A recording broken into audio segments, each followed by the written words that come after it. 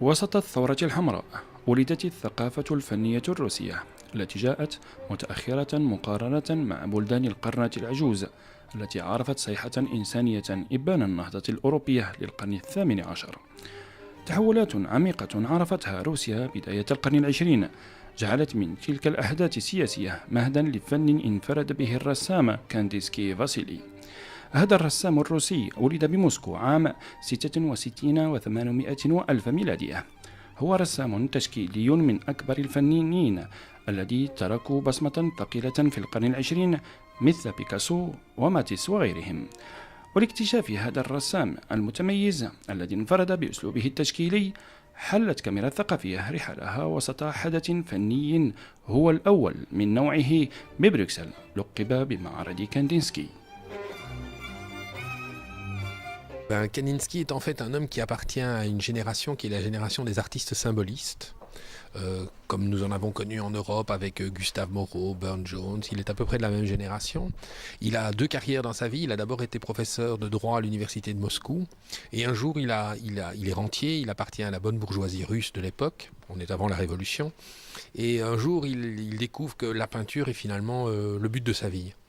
Et il va d'abord faire des études à Munich, et il va devenir à partir de ce moment-là un des artistes les plus radicaux de l'histoire de l'art du XXe siècle, puisqu'il est le père fondateur de l'abstraction, et que nous avons dans l'exposition le premier tableau abstrait qu'il a réalisé en 1911.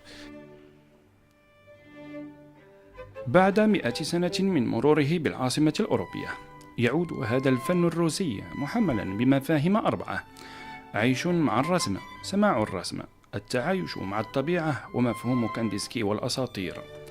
مفاهيم فلسفية وفكرية تقدمها هذه اللوحات الخلابة عبر شكل الخطوط والأجسام والألوان التي أسس من خلالها الرسام الروسي الفن التجريدي. بعدما انتهى من تكوينه الجامعي بكلية القانون والاقتصاد، قرر كانديسكي دراسة الرسم بأشكاله وأساليبه، فالتحق بمعهد الفنون الجميلة بميونخ، ثم رجع إلى مسقط رأسه موسكو مباشرة بعد الثورة الروسية عام 18 و900 وألف ميلادية. Le rapport de Kandinsky avec les courants picturaux qui l'ont précédé sont assez intéressants. Comme je vous l'ai dit, il appartient à une génération qui est la génération des symbolistes. Et le hasard fait qu'il va venir à Paris en 1906 et il quitte en 1907, c'est-à-dire qu'il va découvrir le fauvisme, et il ira ensuite en Allemagne où il va découvrir l'expressionnisme allemand de Die Brücke. Il n'est pas intéressé par le cubisme. Pourquoi ? Parce que d'abord, Kandinsky c'est un russe et c'est un homme de couleur. Et le cubisme éteint la couleur. Le cubisme travaille sur la forme, là où Kandinsky travaille sur le récit. Et dans l'exposition, d'ailleurs, à la fin, on fait un dialogue entre Kandinsky et Malevich, qui est d'ailleurs un dialogue que l'on pourrait aussi lire comme un dialogue entre la tradition fauve s'opposant au formalisme cubiste. ما رسم كانديسكي لوحة إلا ليبعث رسالة تعالج العديد من المواضيع، وهذا ملموس عبر ألوانه المستعملة في أسلوبه التجريدي والتشكيلي، أسلوب كان ينافس به مفاهيم أخرى للرسم مثل مذهب التربيع أو المذهب الانطباعي، فكان يستلهم من الموسيقى كي يميز تحفه الفنية، فيحاور ريشته بطريقة تلقائية ليدع السيمفونيات تقود يده وتلهم فكره. Une composition chez Kandinsky, ce sont des grands formats monumentaux, et cette composition sur fond blanc, elle est intéressante parce que Kandinsky a écrit dessus, et il explique notamment que ce monde des formes, le mouvement des formes, la manière dont il travaille dans une sorte d'agitation permanente, il travaille sur tous les côtés du tableau en même temps. Le tableau ne trouve pas son achèvement. Et c'est lorsqu'il va faire ce fond blanc, cette bordure blanche, cette forme blanche qui est au milieu, que le travail trouve son équilibre et que le récit est abouti. Et quand on connaît un peu la manière de travailler de Kandinsky, cette forme blanche, c'est en fait un cavalier qui tient une lance. Ça nous renvoie au thème de Saint-Georges, au thème du chevalier, qui est quelque chose que Kandinsky reprend très très régulièrement.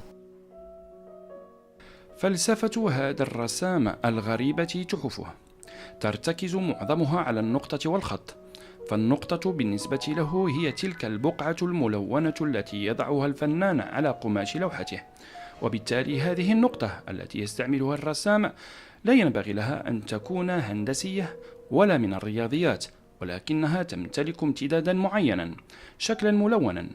هذا الشكل يمكن له أن يكون مربعا، مثلثا، دائريا أو نجميا أو شكلا أشد تعقيدا. أما الخط فبالنسبة لكاندينسكي فهو نتيجة قوة، هو كذلك نقطة تم تطبيق قوة حية عليها وفق اتجاه معين. هذه القوة هي التي يمارسها الفنان على قلم الرصاص أو الريشة. بواسطة الألواح والصباغات والريشة، أكد مرة ثانية الرسام الروسي كاندينسكي أنه يمكن مناقشة العديد من المواضيع العقائدية والسياسية والاجتماعية. العباني محمد، الثقافية، من معرض فنون الجميلة، بروكسل.